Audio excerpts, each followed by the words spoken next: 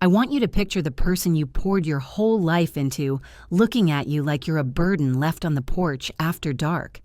Imagine giving your mornings, your evenings, your last good nerve, and being told you're in the way.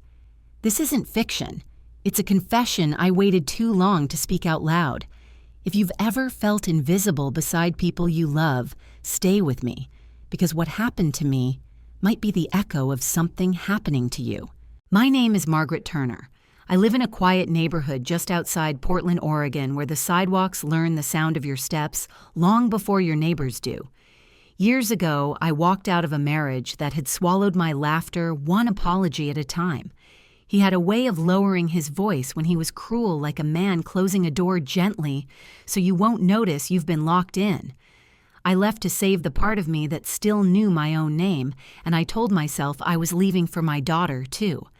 Emily was in her early 20s, then brilliant and raw and certain that pain was the same thing as loyalty. When I told her I was done with her father's quiet violence, she said, "You broke the family," and wouldn't look at me long enough to see what was already broken. Life rearranged itself the way it does when you think you can't go on and then you do.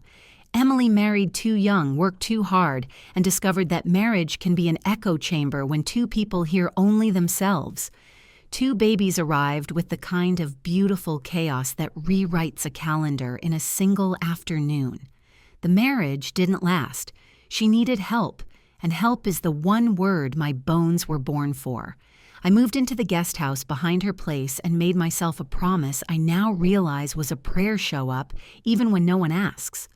I cooked and rinsed bottles and learned to braid doll hair that never wanted to cooperate. I was the car door opening before school, the quilt on the couch during the flu, the person clapping for sticky-fingered art shows taped to the fridge like rare museum finds. The children ran into my arms the way you run toward water when you're thirsty, and it kept me from noticing that their mother had begun to talk to me like a utility, useful, replaceable, taken for granted until it goes out. If you had asked me then whether I was happy, I would have smiled. Happiness, I've learned, can look exactly like exhaustion if you don't know its real face. Emily would pass through the kitchen with her phone in her hand, glance at the schedule I'd written, and say, "You baby them too much," and I'd hear myself laugh small and agreeable, as if I didn't know the difference between coddling and care. On the phone with a friend, she once said, "My mom is basically free childcare with opinions," and the words landed like gravel in my shoe, too small to stop me too sharp to forget. The day my body told me the truth, it did it without ceremony. Fatigue arrived like a tide that never went out. I would walk from the sink to the porch and need to sit down as if I'd climbed a mountain I couldn't see. I was losing weight I hadn't planned to lose. My hands trembled as though fear had learned to live in my fingertips. There were scans, then more scans, and finally that quiet room where doctors practice softening bad news. "Cancer," he said, and then a longer word that meant aggressive, and I nodded like a woman agreeing to weather she cannot change. I waited 3 days because sometimes the hardest part of the truth is getting it past your own teeth. When I told Emily, she looked up from her phone and said, "We'll figure something out," with a tone that could have been about carpool. Later that week, she added, "You should probably hire a nurse. I don't have time for all that." I stood in the doorway and felt the house tilt, not from the diagnosis, but from the math of it, how small love becomes when someone else is doing the counting. Her name was Lisa Coleman, and she arrived on a Wednesday with a clipboard and the kind of smile that doesn't ask you to earn it. She was 38 short chestnut hair tucked behind one-ear eyes that could hold your fear without reflecting it back at you. "Mrs. Turner," she asked from the porch.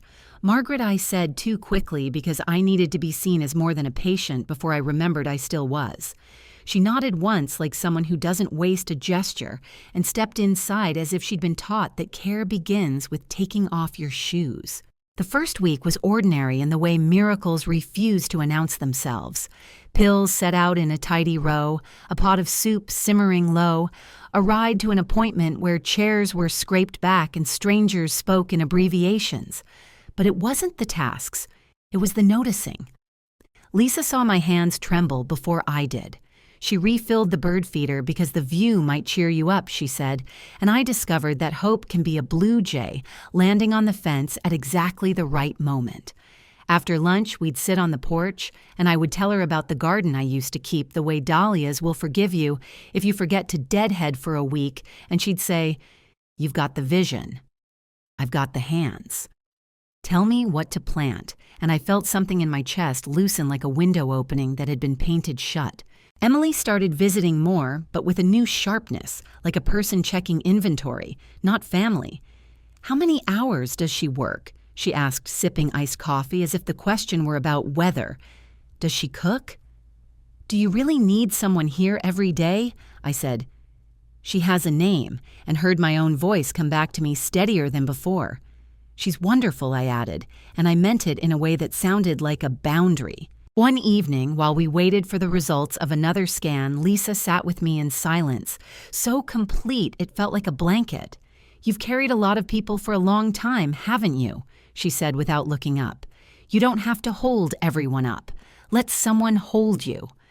I cried then, long, low sobs I thought I'd already spent in other rooms on other nights, and when I was finished, the world looked exactly the same, except for one important detail I knew where I stood. The house grew quieter after that night, but not in the way silence means peace, more like the hush of a theater just before the lights drop. In the morning, chill around 8 a.m., Lisa tucked a scarf around my neck and drove me into town. I didn't tell her why. I didn't yet have the strength to say the decision out loud and hear how final it sounded. The receptionist at Holloway and Finch remembered my name, the way a lighthouse remembers a ship, and Mr. Holloway himself rose from behind a desk stacked with tidy folders and said, "Margaret, it's been a long time."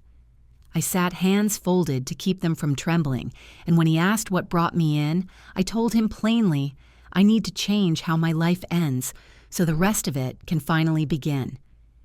He leafed through old papers, measured the weight of my choice with a steady gaze, and said, "Are you sure?" Yes, I answered, surprised by how steady the words sounded in my mouth. We spoke of grandchildren and education trusts and the way love can be a promise kept forward instead of backward.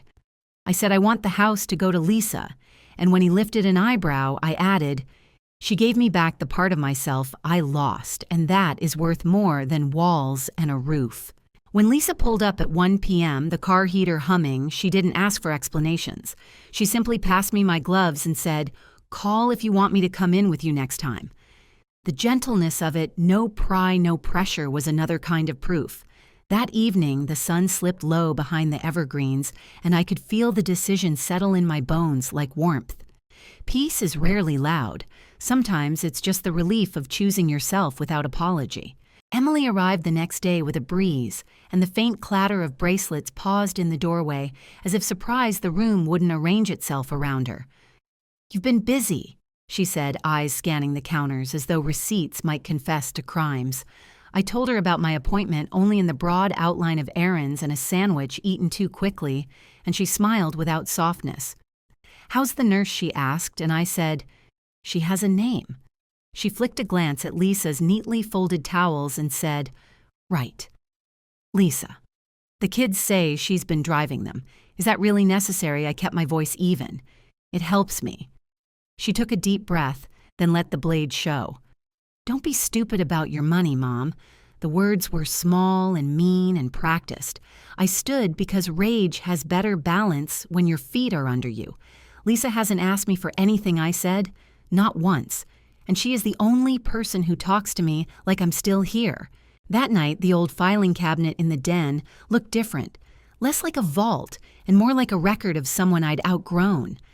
I pulled every folder, spread them across the table, and felt decades of caretaking pass beneath my fingers. The original will was there, simple and loyal to the version of family I'd once believed could be willed into kindness. The pen felt heavier than it was when I signed the revisions. 2 days later, education trusts for the grandchildren, the house and savings to Lisa to ensure kindness has somewhere to live. My hand shook, but not from doubt, only from the weight of my own name reclaiming itself. Emily's visits sharpened. She began to ask questions that sounded like statements timing them to land when fatigue softened my defenses. "How many hours is Lisa billing?" she asked over a cup of coffee she didn't finish. "Does she have a key? Is she using your car?" I said, "Why are you interrogating me to prove a story you already decided to believe?" And she laughed without humor. "Because people have motives, Mom. You're naive if you think they don't." I let the word sit between us until it shrank to its real size. "I am sick," I said, "but I am not naive." She stared at me as if trying to remember where she'd seen my face before, then said, "You'll regret trusting her," and walked out with the door shut, soft like a threat. After she left, I found Lisa in the laundry room folding towels, with the steady grace she brought to every small mercy. "Rough day?" she asked without turning. "They've all been rough lately," I said, then added, "but today left a mark." She set the towel down and met my eyes. "You don't owe anyone your suffering," she said, and her voice had the quiet of a vow. Something inside me unfurled, not victory exactly, but the start of one. I told myself I would hold this line. And that's when the phone rang late enough that the house had learned to whisper Mr. Holloway careful and calm, letting me know my daughter had been by his office with questions he could not answer. I didn't sleep that night. The phone call looped in my mind like an unfinished sentence. Outside rain pressed softly against the windows, the Oregon kind that sounds like it's whispering secrets you can't quite make out. Around 6 a.m., I made tea. I didn't drink and sat at the table staring at the steam until it faded. Emily knew, or at least she suspected. That knowledge hung in the air like the faint smell of smoke after a fire, evidence that something was already burning. By noon, the first ripples had reached the world beyond our walls. Neighbors slowed their cars at the end of the driveway. At the grocery store, a woman from down the street looked at me with pity, too sweet to be real. "How are you holding up, Margaret?" she asked, and I could hear the unspoken question underneath it. "Is it true?" Had I really given everything to a stranger? I smiled politely and said, "As well as I can," but that night when Lisa came in from taking out the trash, she looked pale, eyes rimmed red. "They're talking," she said quietly. "The neighbors." The woman at the pharmacy asked me if I was moving in for good. I reached for her hand, the skin cool from the rain. "You didn't do anything wrong," I said. "Gossip is just fear dressed up as concern." She tried to smile, but her shoulders trembled, and that's when I realized how much she was carrying because of me. The grandchildren stopped by less after that, not entirely just enough for the silence to be noticeable. When they did come, there was hesitation in their voices, like they were walking through a fog someone else had described to them. One afternoon, my oldest Jacob sat beside me on the porch steps. "Mom said Lisa's stealing our house," he mumbled, staring at his sneakers. My breath caught. I kept my tone gentle. "Lisa isn't stealing anything, sweetheart. She's taking care of me." He nodded, uneasy, then changed the subject to soccer practice. When he left, the sound of his bike tires on the gravel felt heavier than usual, like goodbye had started living in the air. That evening, Lisa sat in the garden, her knees pulled to her chest, staring at the lavender that was just beginning to bloom. I went out, wrapped in my shawl, and sat beside her. "I should go," she said suddenly. "Maybe if I'm not here, things will calm down. Maybe Emily will stop." I cut her off before she could finish. "No, you don't get punished for being kind."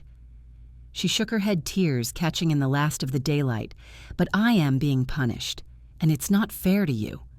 Her voice cracked on the word fair, and something inside me ached because I knew fairness had long since left the conversation. "This is my home," I said softly, "and you are not the problem." She didn't argue, but I could see the exhaustion behind her eyes, the kind that doesn't come from work, but from being misunderstood. 3 nights later, the front door burst open at 7 p.m., the sound sharp and deliberate. I thought it was Lisa returning from the pharmacy until I heard the footsteps, heavy, quick, familiar. "Emily, where is she?" she shouted before she even saw me. I was in the living room, blanket over my lap, the oxygen machine humming faintly beside me. "Where's Lisa?" she demanded again. "She's not here right now," I said quietly. Emily paced like a storm. Good. Because if I see her again in my house, this isn't your house. I interrupted, and my voice surprised even me. She froze. What did you just say? You don't live here, I said, standing as best I could. You don't get to barge in and threaten the only person who's been here for me. She crossed her arms, her face flushed. I'm protecting you.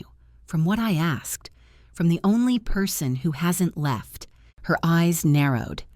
She's using you. No, Emily, I said, steady but soft. She's caring for me. Something you stopped doing a long time ago. The words hit her like cold water. She stumbled back, blinking fast. You don't mean that. I looked down at my trembling hands and whispered, I do. Then quieter, and you made me. She turned away, her breath shaking. You'll regret this, she said, her voice almost breaking, but the door still slammed like a verdict. Lisa came home a few minutes later. I told her what happened.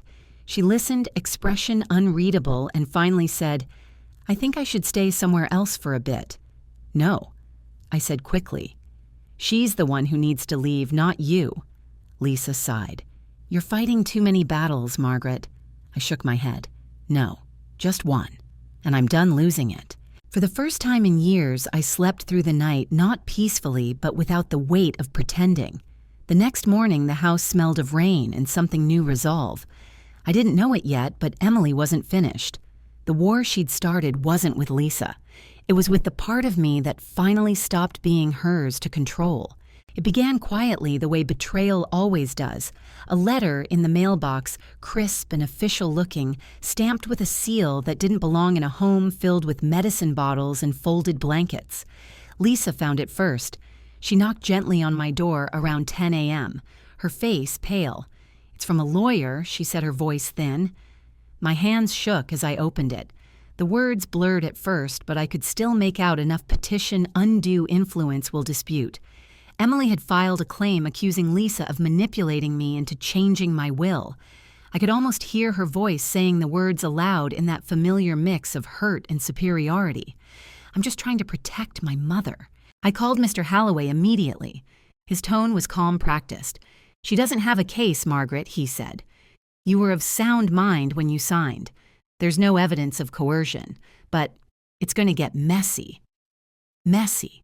Such a small word for something that could turn your life inside out. By afternoon, the damage had already started to ripple.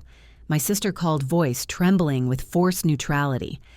Emily says you're not well, that this nurse has influence. I wanted to scream, but all I managed was, influence isn't a crime when it's kindness. Then came the neighbors' polite smiles that turned to whispers once I passed. Even my oncologist hesitated when he asked, Do you have family supporting you through this? His voice was gentle, but it carried the echo of doubt Emily had planted. Through all of it, Lisa stayed steady. She didn't try to defend herself. She didn't cry in front of me again. She just kept showing up, organizing my medications, tidying the kitchen, helping me bathe when my strength faltered. One night, I woke to find her asleep in the chair beside my bed, a blanket half fallen off her shoulder, her head tilted at an angle that looked painful. I wanted to wake her, but I didn't. I just watched the slow rhythm of her breathing and thought how strange that the person accused of using me is the only one still here when no one else wants to be. A week later, Emily appeared again, her presence cutting through the house like cold air. It was late past 9 p.m., and Lisa was in the kitchen rinsing dishes. Emily didn't knock. She never did. You don't see it, do you? She said, stepping into the living room. She's isolating you, Mom. She's made you think I'm the enemy. I looked up from my chair, too tired for anger. You made yourself the enemy, Emily. She flinched as if I'd struck her. I'm your daughter. I nodded slowly. And I'm your mother. A mother you've taken for granted for most of your life. Her jaw clenched. You're sick. You're confused. She's manipulating you. Lisa appeared in the doorway, then quiet calm, the faint scent of dish soap still on her hands. The two of them faced each other like mirrors reflecting nothing back. She's caring for me, I said, my voice breaking just a little. And there's a difference. Emily's tone sharpened. You're seriously leaving her everything after all I've done for you. I stood slowly, every joint protesting, but I didn't sit back down. You never asked what I needed, I said. Not once. You only saw what you thought you were owed. Tears filled her eyes, but they glistened with rage, not regret. She's not family, she shouted. No, I whispered. She's better. Emily froze, her breath catching. For a moment I saw her as she was at 16, hurt, defiant, desperate to win an argument she didn't understand. Then her face hardened again. You'll regret this, she said almost under her breath and walked out. The slam of the door echoed through the house like thunder rolling down a long valley. Lisa stood motionless, her expression unreadable. Do you want me to leave? She asked quietly. No, I said, the words sharp in the air. She's the one who left. A long time ago.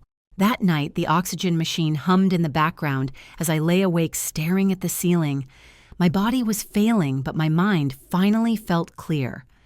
I thought about the years I spent chasing her approval, confusing guilt for love, silence for peace.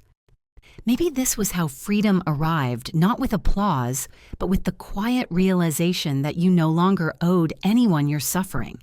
The next morning, sunlight spilled across the floor in long, warm lines. Lisa brought me breakfast toast eggs and sliced strawberries the way I liked them. It's what you deserve, she said softly. And I realized she was right. For the first time in my life, I wasn't begging to be loved. I was simply being loved without conditions, without apology. The days blurred into one another after that, measured not by clocks, but by the rhythm of care. Mornings began with the soft clatter of dishes and Lisa's quiet humming in the kitchen. By 8 a.m., she'd set a tray beside my bed, oatmeal, a little honey and tea that tasted faintly of ginger. The treatments were harder now. My hair had thinned to wisps, my appetite had all but disappeared, and some nights the pain came in waves that bent the edges of my breath. Through it all, Lisa stayed. When the nausea hit, she'd sit beside me, her hand resting lightly on my shoulder until it passed. She treated me as if I were still whole, and that more than any medicine kept me alive. Emily stayed away for weeks. The silence she left behind was dense, like fog that refused to lift. The grandchildren came sometimes, but their laughter carried hesitation now, as if love had become something they needed permission to give. One Sunday afternoon, my youngest granddaughter, Chloe, slipped a folded drawing into my lap. It showed me and Lisa sitting in the garden, both smiling. Above us, in big crayon letters, she'd written, "My two grandmas." My chest tightened until the tears came.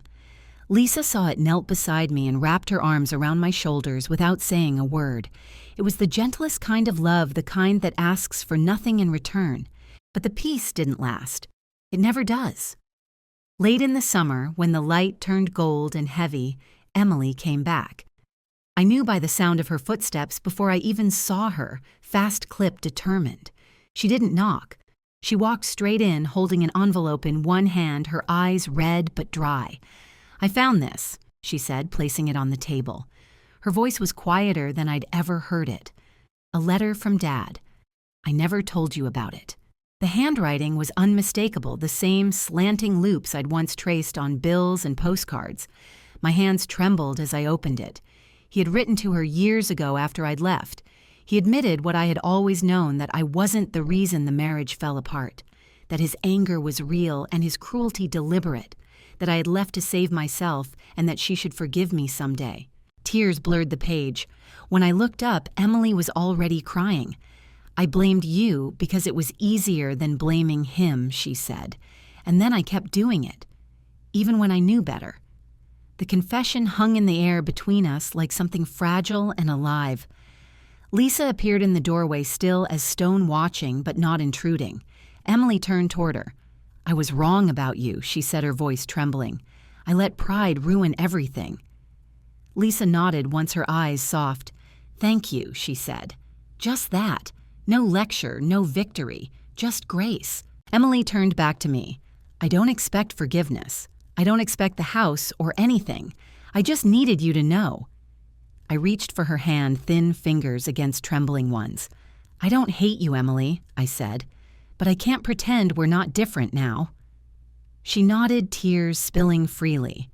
"I know." She stayed a while after that. No arguments, no old wounds reopened, just two women sitting quietly, mother and daughter, breathing in the same fragile truce. When she left, she didn't slam the door. She just whispered, "I love you." Mom and I whispered it back because sometimes forgiveness doesn't roar.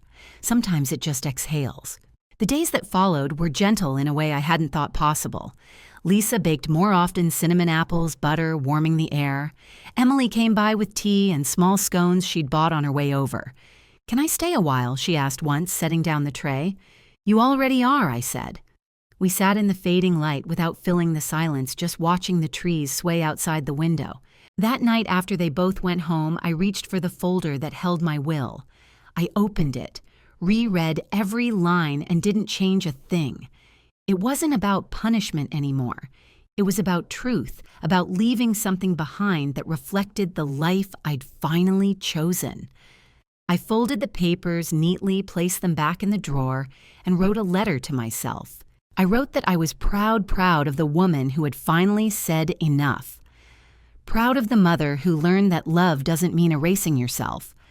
Proud of the grandmother who gave her heart freely, but learned to guard her peace. I wrote that I forgave the silence and that I was done carrying it. I folded the letter, placed it beside my bed, and lay down with the softest smile. This story didn't end in revenge. It ended in freedom, the quiet kind that arrives when you stop begging to be seen and start seeing yourself. If this story touched you, don't forget to like, share, and subscribe. And if you've ever loved too much or forgiven too late, tell me your story in the comments. Your voice matters because silence is where resentment grows, and your truth deserves to be heard.